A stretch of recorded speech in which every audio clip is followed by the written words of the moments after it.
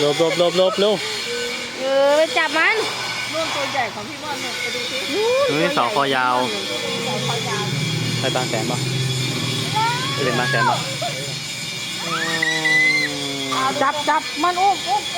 จับมันกัดเนื้อไปดูทีเล็กเนี่ย นี่ทีเล็ก อ๋อรู้จักทีเล็กด้วยอุ้ยอยู่ใกล้ๆมันนะ รู้จักทีเล็กด้วยไหนไปยืนดูดิไปยืนใกล้ๆมันดิเดินไปเดินไปเดินไป ตัวเล็กตัวเล็กก็มี อันนี้เขาเรียกอะไรทีเล็ก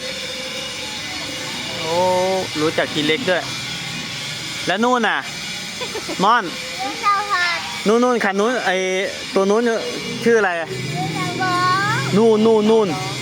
มันชื่ออะไรไหนมัน ชื่ออะไรมันชื่ออะไรทีเล็กเอาไปดูนู่นเนาะดูนู่นดิไปดูตัวเล็ก ว้าก ลัวอันนี้มานี่